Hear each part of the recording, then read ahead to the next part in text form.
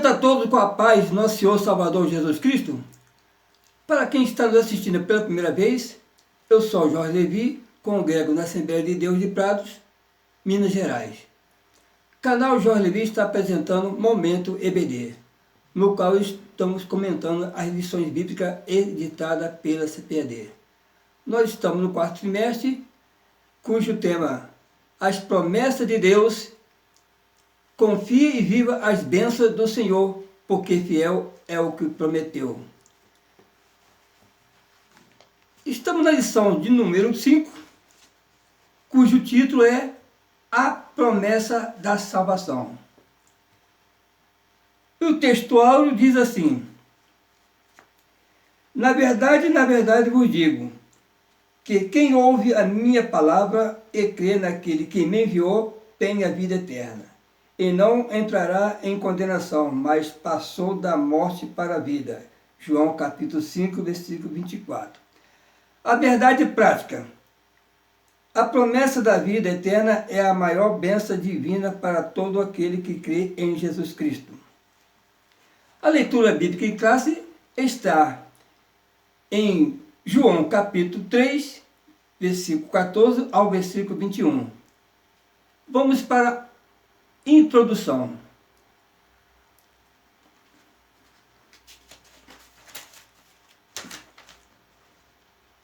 A salvação é um dos mais importantes temas das páginas bíblicas, pois é a principal promessa de Deus para a humanidade. A doutrina bíblica da salvação leva-nos a conhecer quão grande é o amor de Deus para com o ser humano. É exatamente isso que nos mostra o Evangelho de João no capítulo 3, em que estudaremos a promessa da salvação, sua natureza e perseverança. Nesta lição, vamos estar explorando a promessa mais sublime e central de toda a Bíblia, a promessa da salvação. Esta promessa não apenas representa o ápice do plano divino, mas também revela a profundidade do amor de Deus por toda a humanidade. A salvação é o que confere significado eterno à nossa existência. Sem ela, prosperidade e saúde tornam-se meramente temporais e vazios.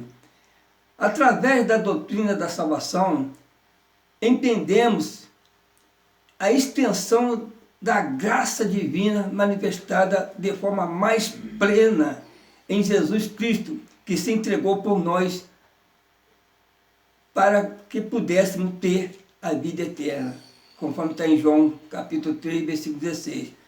A salvação é, portanto, o maior presente que Deus oferece ao ser humano, e sua aceitação transforma não apenas nosso destino, mas nossa própria natureza. Vamos para o primeiro tópico, a promessa da salvação. E o subtópico primeiro, a maravilhosa salvação.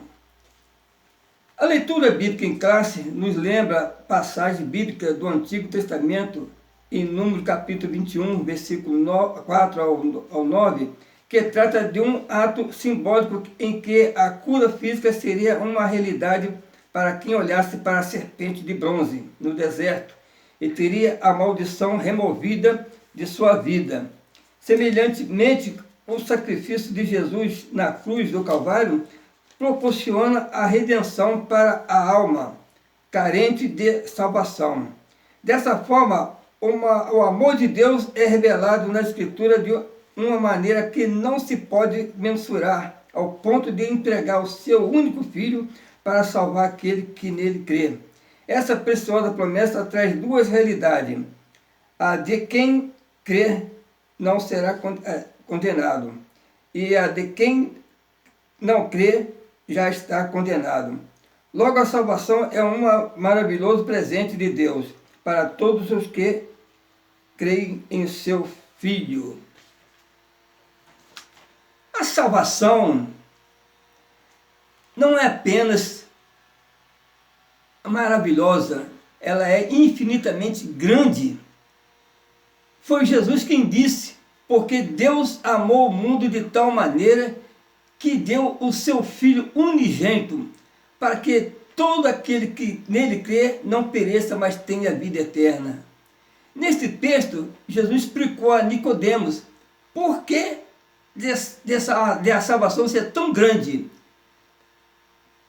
Podemos dizer por quê? Porque procede do próprio Deus, que é o autor da vida e da salvação. Porque Deus amou. A salvação procede do coração de Deus, do seu íntimo. O Criador do universo, o Senhor dos céus e da terra, e o Deus eterno, colocou o seu coração em nós e nos amou desde a fundação do mundo. Deus nos amou não por causa dos nossos méritos, mas apesar do nosso pecado. A causa do amor de Deus por nós não está em nós. A causa do amor de Deus por nós está nele mesmo. Deus nos amou de forma incondicional. Ele nos amou desde toda a eternidade. Amou-nos apesar de sermos fracos, ímpios, pecadores e seus inimigos. O seu alcance é universal. Porque Deus amou o mundo, essa salvação é tão grande e maravilhosa, não somente por causa da sua procedência, mas também por causa do seu alcance. O mundo aqui são as pessoas de todos os tempos, de todas as etnias, de todos os lugares, de todos os estratos sociais, de todos os segmentos religiosos. Este mundo aqui extrapola as fronteiras geográficas, culturas filosóficas, ideológicas e religiosas. Deus ama todos indistintamente. Deus não faz acepção de pessoa. Deus ama o pobre, o rico, o analfabeto, o doutor. Deus ama o homem do campo, da cidade, o religioso ou não religioso. O amor de Deus não tem a sua causa em nós, tem a sua causa em seu próprio coração amoroso. A questão aqui não é o que Deus tem amado o mundo de tão grande. A questão aqui é que Deus tem amado o mundo de tão mal, um mundo tão hostil, inimigo de Deus. A despeito disso, Deus nos amou grandiosamente com amor eterno. Porque ninguém pode dimensionar a sua intensidade, porque Deus amou o mundo de tal. Note isso, Deus não amou o mundo de uma maneira pequena e limitada. Deus amou o mundo ao ponto de se dar por nós, se sacrificar por nós. Esse amor é superativamente intenso. Esse amor é eterno. Esse amor é sacrificial. Esse amor é perseverante. O apóstolo Paulo diz que Deus não poupou o seu próprio Filho. Antes de todos nós entregou, conforme está lá em Romanos capítulo 8, versículo 32. E essa é a grandeza, esta é a intensidade do amor de Deus por você e por mim. Porque o sacrifício que proporciona essa salvação é insubstituível. É vicário, que deu o seu Filho unigênito. Deus não nos amou a ponto de dar ouro, prata. Deus não nos amou a ponto de dar as riquezas das estranhas da terra. Deus não nos amou a ponto de dar um anjo. Deus nos amou de tal maneira que deu o seu Filho unigênito e deu para ver o mundo e se esvaziar da sua glória.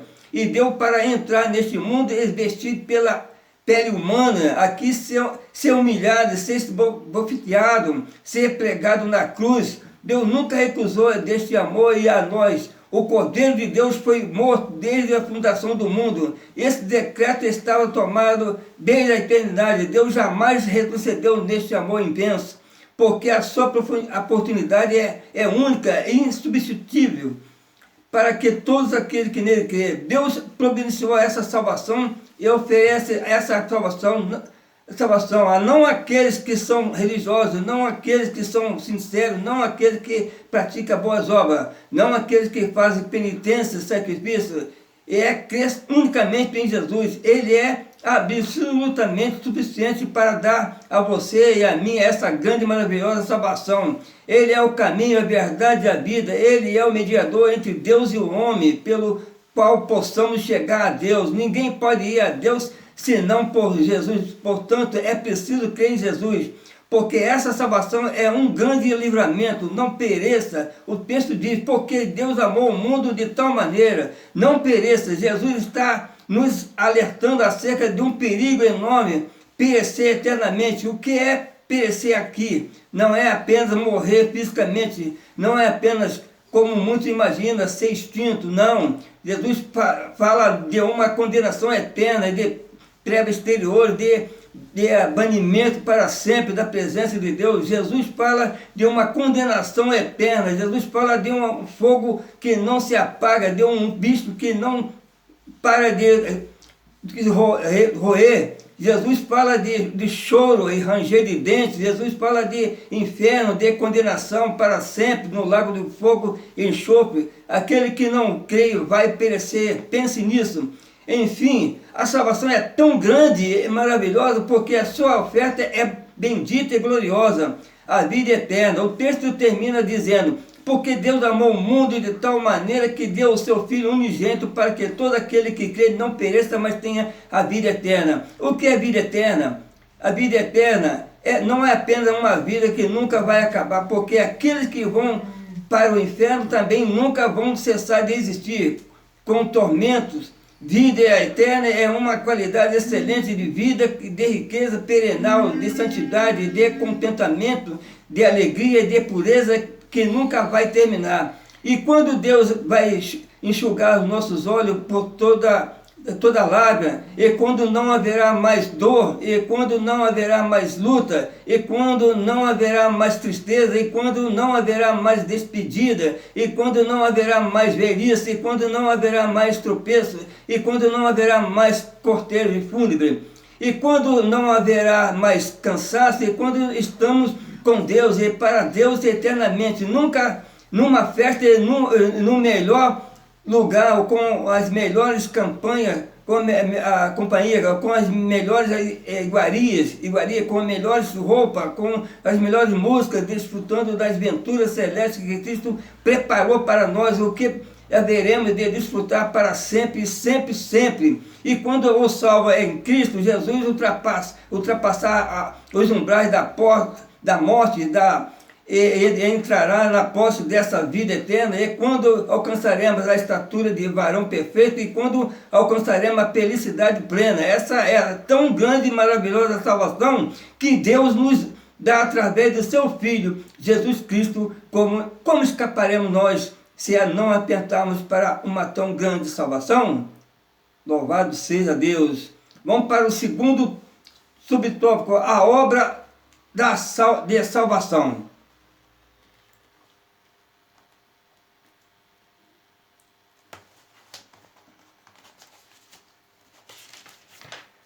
Que diz assim, o Evangelho de João nos mostra que a obra da salvação é uma providência de Deus para salvar o ser humano de uma condenação eterna. No sentido geral, a palavra salvação, que vem do grego soteria, traz um sentido de livramento de perigo e de ameaça, saúde, livramento de prisão e também livramento do dilúvio. Dessa maneira, a salvação propriamente dita tem a ver com os que recebem a Cristo Jesus como seu suficiente Salvador. Quando isso acontece, somos imediatamente libertos da escravidão, do poder do pecado e da condenação eterna. O Evangelho de João revela que a salvação é uma iniciativa divina, é uma expressão de amor de Deus que visa resgatar o ser humano da condenação eterna. Esta obra de salvação não é apenas uma simples oferta, mas uma intervenção profunda e necessária para libertar a humanidade da escravidão, do pecado e do juízo eterno. A salvação se manifesta plenamente quando uma pessoa recebe Jesus Cristo como o seu único e suficiente Salvador. Nesse momento ocorre uma transformação espiritual instantânea. Somos libertos do domínio do pecado e somos justificados diante de Deus. O apóstolo Paulo, em Atos capítulo 4, versículo 12, enfatiza que não há salvação em nenhum outro nome além de Jesus. E o apóstolo Paulo enfatiza que ele é o único mediador entre Deus e os homens. Em Romanos, capítulo 6, versículo 4 ao 11, Paulo nos ensina que ao nos unirmos a Cristo, tanto em sua morte quanto em sua ressurreição, participamos de uma nova vida, uma vida que liberta do poder do destrutivo do pecado e assegura em sua promessa de eternidade. Assim, a obra da salvação não é apenas um conceito teológico, mas uma realidade transformadora que redefine nosso destino e nos reconcilia com Deus, garantindo-nos uma vida plena e eterna. Terceiro subtópico, o Salvador.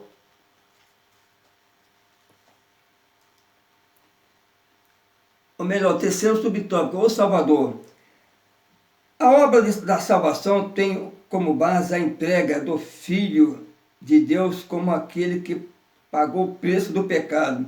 Jesus é o nosso Salvador, como bem expressa o termo grego soter, Salvador, libertador, preservador, conservador.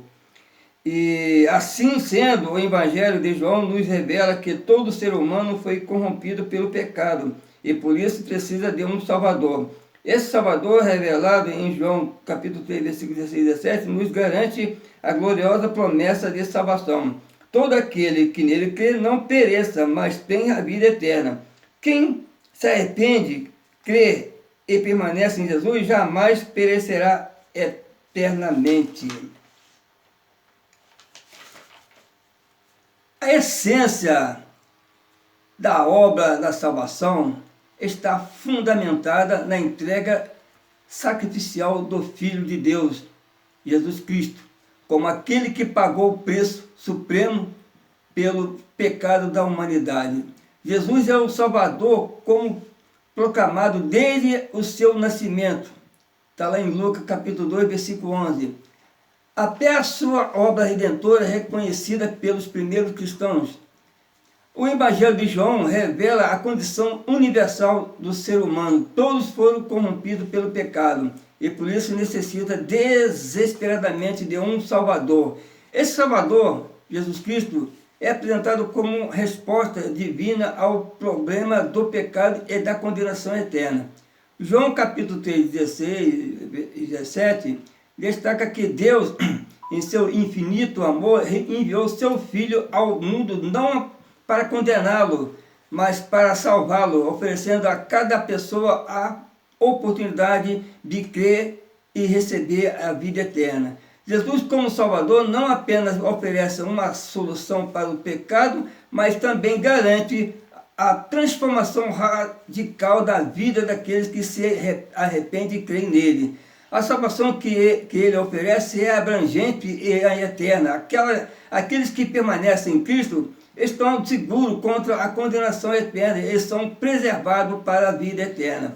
A obra de Jesus como Salvador é, portanto, a pedra angular da fé cristã, pois é por meio dele que a promessa de salvação é acessível a todos os que nele creem, garantindo não apenas a libertação do pecado, mas também a comunhão eterna com Deus. Vamos agora para o segundo tópico, a natureza da promessa da salvação. Primeiro subtópico, justificação.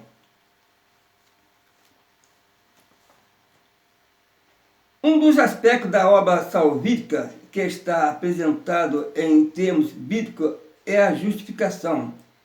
Quem é alcançado pelo Evangelho de Cristo e crê no Filho de Deus com todo o seu coração é declarado justo. Isto é livre de culpa e do merecimento da punição divina. Ele não é apenas condenado, está declaradamente absolvido. É um salvo. Por intermédio da justificação, o pecador é visto por Deus como se não houvesse praticado transgressão alguma. Dessa forma, fomos justificados e por isso temos plena paz com Deus por intermédio do nosso Senhor e Salvador Jesus Cristo. A justificação é um dos aspectos centrais da obra salvífica descrito na Bíblia como o ato pelo qual Deus declara justo aquele que nele crê em seu Filho, Jesus Cristo, no caso. Este conceito teológico é profundamente transformador, pois se refere ao momento em que o pecador, ao ser alcançado pelo Evangelho e responder em fé, é absolvido de toda a culpa e das consequências do pecado. A justificação não é simplesmente um perdão, mas uma declaração divina de que o crente, embora culpado, é considerado justo diante de Deus. Esse ato jurídico e espiritual significa que o crente é tratado como se nunca tivesse cometido pecado algum.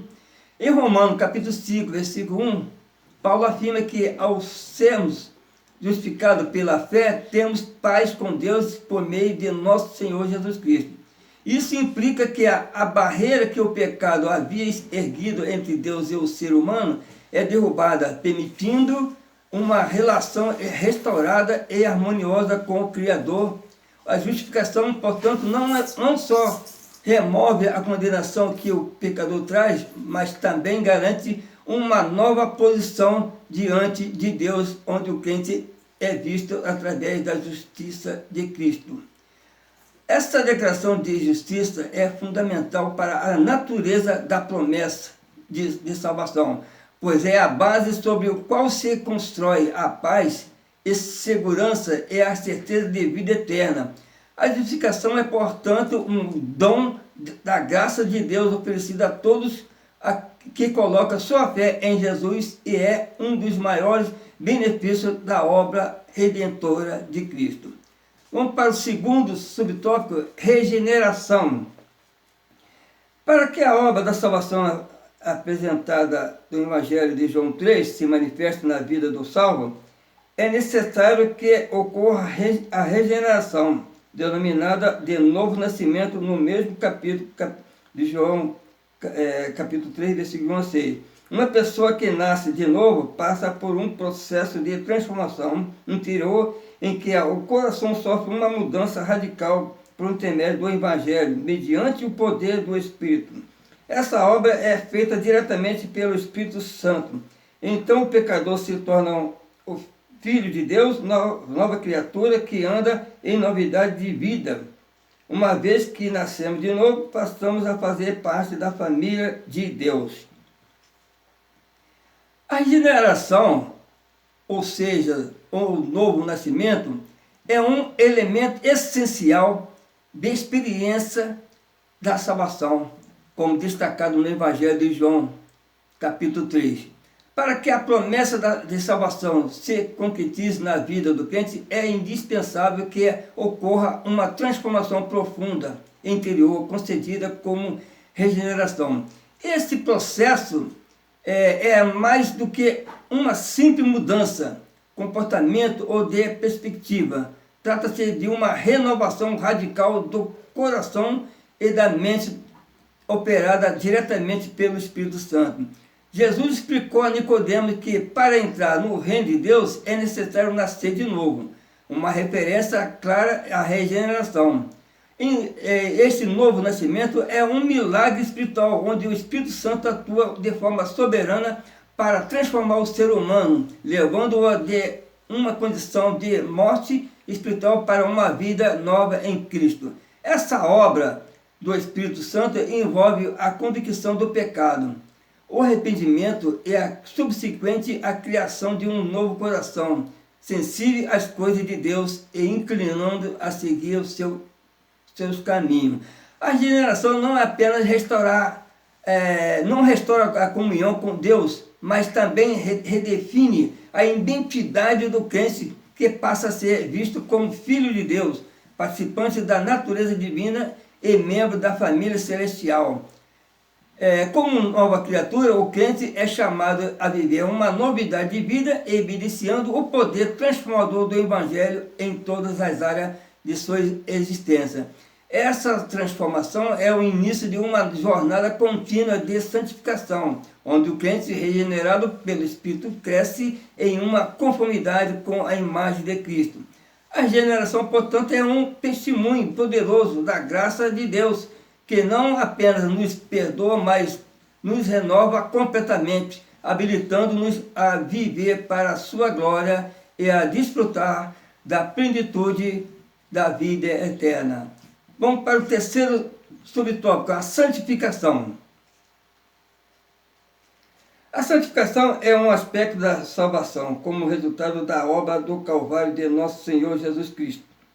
Em primeiro lugar, por meio da justiça, da justificação e da regeneração, somos santificados por Deus de maneira posicional, ou seja, imediatamente. Em segundo lugar, somos santificados de maneira progressiva, por meio do relacionamento com Cristo.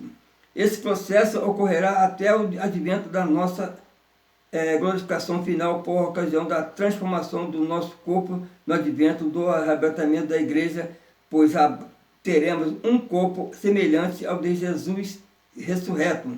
Portanto, a obra de salvação é exposta no Evangelho de João, é completa.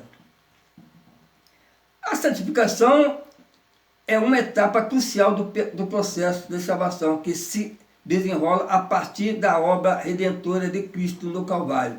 Este aspecto da salvação é multidimensional, englobando tanto uma santificação posicional quanto uma progressiva. Primeiramente, a santificação posicional ocorre no momento em que o crente é justificado e regenerado. Nesse instante, ele é separado por Deus, declarado santo e colocado em uma nova posição diante do Criador. Essa santificação inicial é um ato divino, onde o crente, embora ainda esteja em um corpo corruptível e sujeito ao pecado, é considerado santo pela justiça de Cristo, que lhe é imputada a santificação, no caso posicional, portanto, é de status dado por Deus, que marca o início de uma nova vida em Cristo, assegura ao crente a sua aceitação diante de Deus. No entanto, a santificação não se limita a este ato inicial. Ela é também um processo contínuo e progressivo, onde o crente, com a indispensável ajuda do Espírito Santo, cresce em santidade ao longo de sua vida. Esse crescimento se dá através de um relacionamento profundo e constante com Cristo, onde o crente, à medida que se submete à palavra de Deus e à direção do Espírito Santo, vai sendo moldado à imagem de Cristo. A santificação progressiva é chamado da vida de santidade, onde o crente se esforça para afastar-se do pecado, aproxima-se de Deus, repetindo cada vez mais o caráter de Cristo em sua vida diária. E esse processo culminará na glorificação e essa etapa final da santificação, que correrá no arrebatamento da igreja. Naquele dia, os crentes serão transformados, recebendo um corpo glorificado, semelhante ao corpo ressurreto de Jesus, conforme está lá em Filipenses capítulo 3, versículo 21. E essa transformação final libertará os crentes de toda a presença do pecado, completando a obra que Deus começou em nós. A santificação, portanto, é tanto um presente imediato quanto uma jornada de vida que nos prepara para a glória eterna com Cristo. Chegamos agora ao terceiro tópico, promessa e perseverança na salvação. E o primeiro subtópico, a base da promessa de salvação em Cristo. João 3 mostra com clareza que o nosso Senhor é o centro da promessa de nossa salvação. Deus escolheu um povo dentre pessoas pecadoras que se arrependeram e creram em Jesus Cristo como Salvador, como Senhor e Salvador. Logo, a Igreja de Cristo, o povo de Deus, é constituída de pessoas unidas ao Senhor Jesus. Assim fazemos parte do corpo de Cristo. Isto só é possível por causa da obra consumada no Calvário. A promessa de salvação tem sua base firmemente estabelecida na pessoa e na obra de Jesus Cristo. No João capítulo 3 revela que Jesus é o centro dessa promessa, demonstrando que a salvação não é apenas um conceito abstrato, mas uma realidade viva, encarnada no Filho de Deus.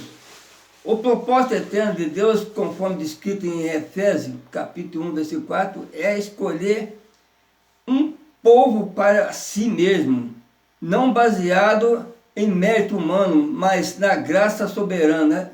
Esse povo é composto por aqueles que em arrependimento e fé se voltam para Cristo como Senhor e Salvador.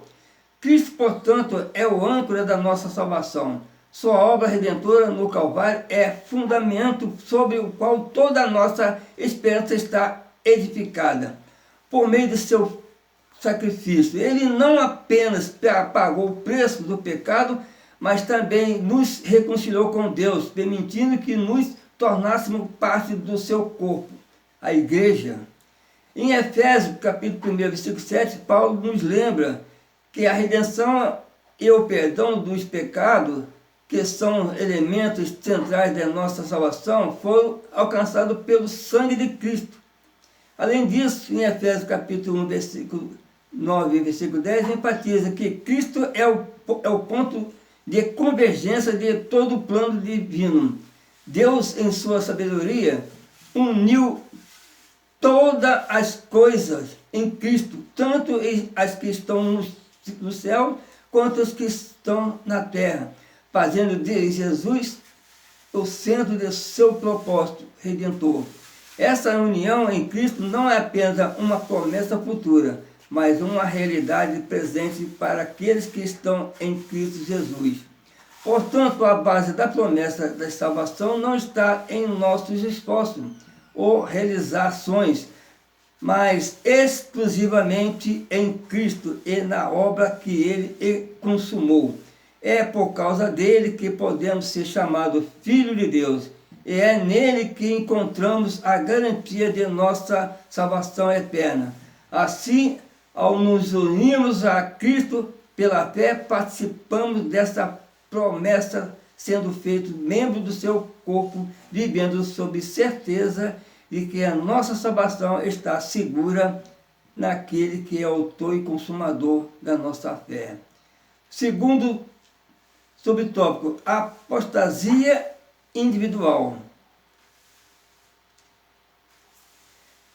Nas Escrituras também encontramos uma grande advertência concernente à promessa da salvação. A Bíblia nos mostra que a salvação não é incondicional, pois as pessoas podem resisti-la.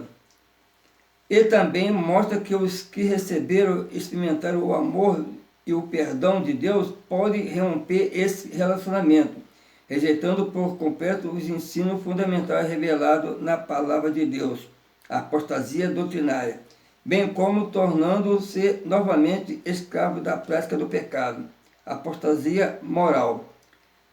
A isso denominamos apostasia, que implica uma rebelião contra Deus, abandono proposital da fé que uma vez nos foi entregue. Há diversos registros bíblicos que confirmam essa possibilidade. A apostasia, ela deriva de uma expressão grega, apostasis, que significa afastamento. Em termos bíblicos, envolve o abandono consciente e deliberado da fé.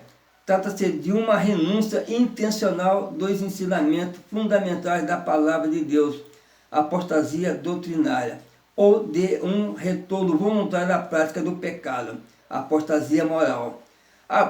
Ambos os caminhos levam à separação de Deus, uma vez que a pessoa rejeita a graça salvadora que lhe foi concedida e rompe o relacionamento que tinha com o Senhor. No Antigo Testamento, a apostasia era considerada adultério espiritual. Israel era chamada de esposa de Jeová, e sempre que Israel seguia os outros deuses, ou se curvava diante de um ídolo, era acusado de apostasia. Esta foi, inclusive, a causa principal do cativeiro babilônico. Não se pode confundir apostasia com heresia. A apostasia é a perda total da fé, enquanto a heresia é a negação parcial, ou seja, é a negação de uma ou outra verdade da fé. A apostasia individual é uma das advertências mais sérias encontradas nas Escrituras sobre a promessa da salvação. A Bíblia deixa claro que, embora a salvação seja oferecida pela graça através da fé em Cristo, ela não é uma condição estática ou irreversível. Jesus, em João capítulo 3, versículo 18 ao versículo 20, enfatiza que a rejeição da luz, isto é, recusa em crer em seguir a verdade de Deus, resulta em condenação. Essa rejeição pode ocorrer não apenas entre aqueles que nunca aceitaram o Evangelho, mas também entre aqueles que um dia professaram a fé em Cristo. A Escritura nos alerta repetidamente sobre esse perigo.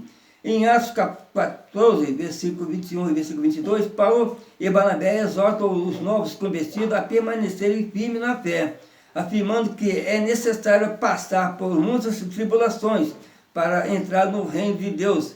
Isso indica que a perseverança na fé é essencial para a manutenção da salvação. Da mesma forma, em 1 Timóteo capítulo 6, versículo 10 ao 12, Paulo adverte sobre o perigo do amor ao dinheiro e outras paixões que podem desviar alguém da fé, encorajando Timóteo a lutar o bom combate e a agarrar-se à vida eterna.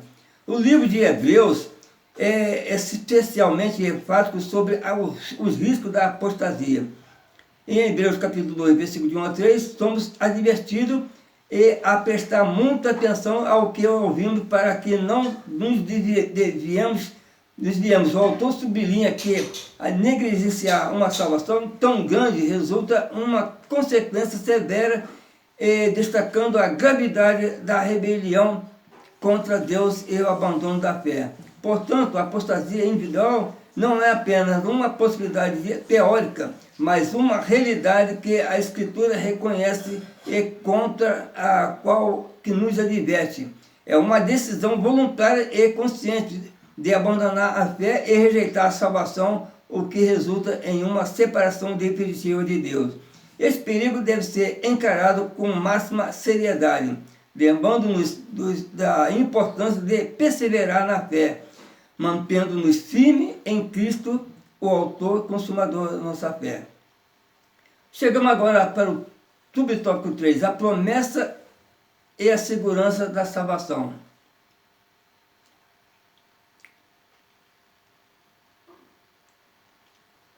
A promessa de salvação também nos traz uma consoladora certeza, aquela mesma que o apóstolo Paulo escreveu. Mas de ambos os lados estou em aperto, tendo desejo de partir e estar com Cristo, porque isto é ainda muito melhor. O ensino bíblico do Novo Testamento afirma que ao passar pela morte, o salvo já está imediatamente com Cristo. Assim, os que creem em Cristo se submetem a Ele como o seu Senhor e mediante um relacionamento pessoal com Cristo, estão definitivamente seguros para a vida eterna. Então, a promessa da salvação, conforme relatada na Escritura, não apenas oferece esperança, mas também garante uma segurança consoladora aos que verdadeiramente creem e permanecem em Cristo. O apóstolo Paulo, ao escrever aos Filipenses, lá em 1 capítulo, versículo 23, expressa essa confiança ao afirmar seu desejo de partir e estar com Cristo, reconhecendo que tal estado é ainda muito melhor. Essa declaração repete a certeza que permeia o Novo Testamento, de que ao passar pela morte os salvos estão imediatamente na presença de Cristo. A segurança da salvação não é baseada em um mérito humano, mas a fidelidade e na obra consumadora de Jesus Cristo. O apóstolo João reforça essa verdade ao afirmar que aquele que crê em Jesus e reconhece como Senhor e tem a vida eterna. Essa vida eterna não é apenas uma promessa futura, mas uma realidade presente para aqueles que mantêm um relacionamento pessoal com Cristo. Contudo, essa segurança é acompanhada por um chamado à perseverança. A garantia da salvação é dada aos que permanecem firmes na fé, que continue a submeter a Cristo como seu Senhor e Salvador. A salvação, portanto, é uma promessa que traz paz e segurança, mas também uma responsabilidade contínua de viver em obediência à comunhão com Deus. Essa segurança não deve ser confundida com a permissão para viver uma forma desleixada ou distante de Deus. Em vez disso, é um incentivo poderoso para buscar uma vida de santidade, gratidão e serviço, sabendo que em Cristo nossa salvação está firmada e segura. A certeza de estar com Cristo após a morte, como Paulo descreve, não é apenas um conforto para o futuro, mas uma força motivadora para a vida presente, impulsionando-nos a viver de forma digna de nossa chamada em Cristo. Assim, a promessa de salvação nos traz consigo não apenas a esperança de uma vida futura na presença de Deus, mas também a segurança de que, enquanto permanecemos em Cristo, essa vida eterna já começou e nada pode nos separar do amor de Deus que está em Cristo Jesus, nosso Senhor. Essa segurança é o alicerce da nossa fé e o motivo pelo qual podemos viver com confiança tanto agora e na eternidade. Chegamos à conclusão. A promessa da salvação nos lembra de que não podemos descuidar da nossa conduta diante de Deus e do mundo. A salvação, em primeiro lugar, depende de Deus, que estende a sua mão ao pecador perdido. Mas também é necessário o ser humano que aceite humildemente o amor e a graça de Deus em seu favor. Quem crê em Jesus é salvo, mas quem rejeita permanece perdido em delito e em pecado. A promessa da salvação nos convoca a viver com diligência e reverência diante do Deus e do mundo. Embora a salvação seja uma obra soberana de Deus, que estende sua mão ao pecador perdido, ela também exige uma resposta humana.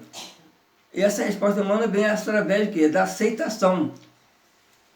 Com humildade, o amor e a graça de Deus é fundamental. Aqueles que creem em Jesus Cristo recebem o dom da salvação e são libertos do poder do pecado e da condenação eterna. Chegamos ao final dessa lição. Foi muito valioso, né, o aprendizado. Que Deus abençoe rica abundantemente aqueles que têm nos assistido, que retornaremos na próxima lição, que é a lição de número 6.